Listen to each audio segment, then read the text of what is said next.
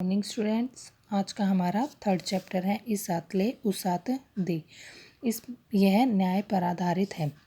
इसमें यह बताया गया है कि न्याय पाने का अधिकार सबको है, चाहे वह मनुष्य है, चाहे वह जानवर है या कोई भी प्राणी है। तो आज हम इसी पर ही बात करेंगे। ये देखिए, यहाँ पर एक चित्र देख रहे हैं आप। यह एक फ़कीर है। यह एक गांव में आता है भिक्षा के लिए, लेकिन सुबह से दोपहर तक वहीं घूमता रहता है। इसको कोई भी भिक्षा नहीं देता है, तो वह दूसरे गांव को जाने के लिए तैयार होता है। तो जिस रास्ते से ये जा रहा होता है उस रास्ते पर एक ओर तो कीचड़ होता है और दूसरी ओर कुत्ता बैठा होता है। कुत्ता फ़कीर को अपनी ओर आता हुआ देखकर उस पर भौंकने लग जाता है। इससे फ़कीर क्रोधित हो जाता है और वह कुत्ते पर चिमटे से 2 बार वार कर देता है। तो कुत्ता चिल्लाता हुआ अपनी गांव की पंचायत में, जो वहाँ गांव में पंचायत लगी होती है, वहाँ चला जाता है। तो वहाँ की जो पंचायत होती है, वहाँ के जो पंच हैं, वह उसे देखकर समझ जाते हैं कि ज़रूर इस पर किसी ने अन्याय किया है, इसीलिए यह अपनी फरियाद लेकर यहाँ आया है और हमें इसकी बात अवश्य सुननी चाहिए। तो ये पंच आपस में बात करते हैं कि जिस किसी ने भी इस पर अन्याय किया है उसे दंड अवश्य मिलना चाहिए। तो ये बातें करते हुए तो कहते हैं कि इसके बारे में इसके तरफ से कौन बयान देगा। ना तो ये हमारी भाषा समझता है और ना ही ये हमारी बोली समझ सकता है। तो वहाँ पर बैठे एक पंच ने कहा कि कुत्ते की मदद से ही हम दोषी का पता लगा पाएंगे।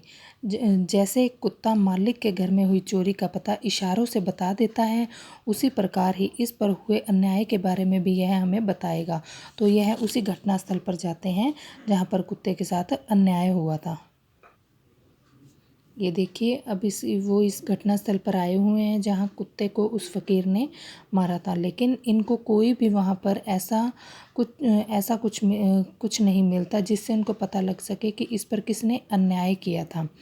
वो पंच इधर उधर देखते हैं लेकिन उन्हें कुछ भी पता नहीं लगता है। लेकिन एक पंच को वहाँ दूर से आता हुआ एक मनुष्य दिखाई देता है। जब वो पास आता है तो वह उसको देखकर पहचान लेते हैं कि ये तो वही फ़कीर है जो इस गांव में भटक रहा है, लेकिन इसको किसी ने भिक्षा नहीं दी, इसीलिए इसको गुस्सा आया होगा और इसी ने ही कुत्ते को मारा होगा। कुत्ता फिर उसको देखकर भौंकना शुरू कर देता है। तो फ़कीर उसे चिमटा मारना तो दूर, उस पर गुस्सा भी नहीं कर सकता, लेकिन वह तेज़ आवाज़ में उनसे पूछता है, पंचों से, कि क्या ये कुत्ता आपका है। तो वहाँ वो पंच बोलते हैं कि यह कुत्ता हमारा नहीं है, लेकिन यह हमारे साथ अवश्य है। तो फ़कीर बोलता है कि आपकी नज़र में कुत्ते और आदमी में कोई अंतर नहीं है, वो दोनों एक समान हैं।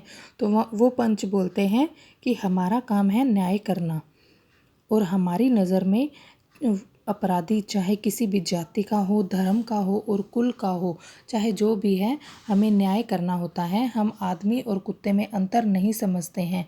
कुत्ता तो आदमी से भी श्रेष्ठ होता है, क्योंकि कुत्ता जिसका अन्न खाता है उसके बदले में उनकी चौकीदारी भी करता है और आवश्यकता पड़ने पर अपने प्राणों का बलिदान तक कर देता है।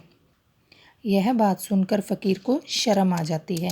तो बच्चों, इसमें इतना बताया गया है कि चाहे बेज़ुबान जानवर है, चाहे इंसान है, सबको बराबर का न्याय मिलना चाहिए। हमें किसी पर भी अन्याय नहीं करना चाहिए। ठीक है? ओके बच्चों।